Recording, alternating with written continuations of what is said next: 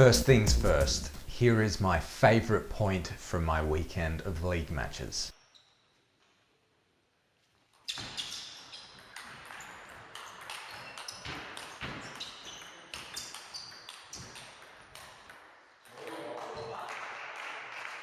And now back to business.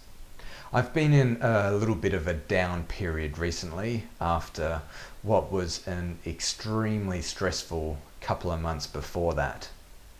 That couple of months had my meltdown before the Olympic qualifying,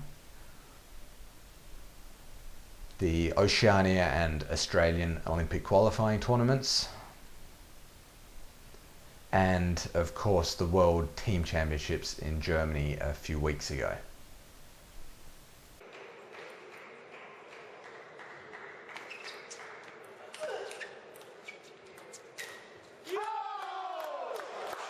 There are a couple more months before my next big event, which is the Oceania Cup in Fiji.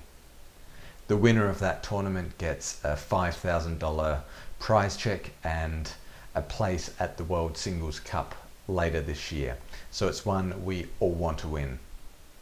In the Austrian Bundesliga, which is the league here that I play in, our team has no chance of making the playoffs, no chance of being demoted, and will finish mid-table whatever happens. So the rest of the matches are more fulfilling the obligation towards my club than anything else.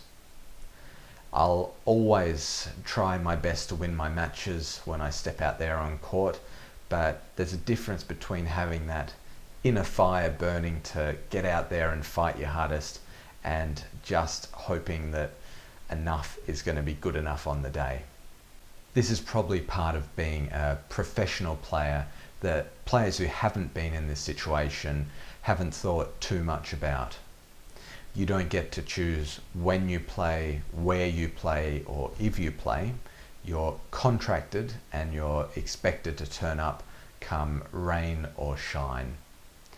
It's a great opportunity to do what you like doing the most on a professional basis, but at times it adds a lot of pressure and can add quite a lot of animosity towards the sport. On Saturday we played against Innsbruck and I started my first match against Martin Storff, who is one of the young up-and-coming Austrians who I practice with here at the Vernischlager Academy. I know that Storffy is a regular viewer of these video diary entries, so I will be careful what I say. No, honestly, he and the other younger Austrians have improved in leaps and bounds during my 8-month stay in Austria. They're training hard and are getting excellent help from the coaches Richard Prauser and Dirk Wagner here at the Academy. I had good chances to win the first set but lost 11-9. I was then generally outplayed in the second set, losing 11-7. It felt like he was better at everything, flicking my serve aggressively or dropping it short.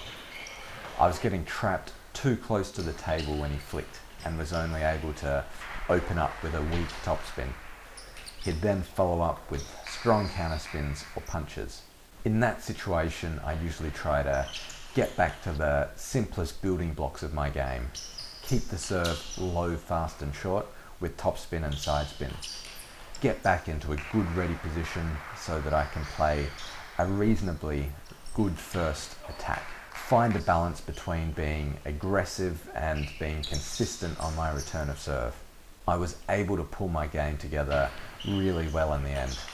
Sometimes you need just to change a couple of minor details, like taking a decent step out from the table if someone's flicking your serve, to completely change the match picture.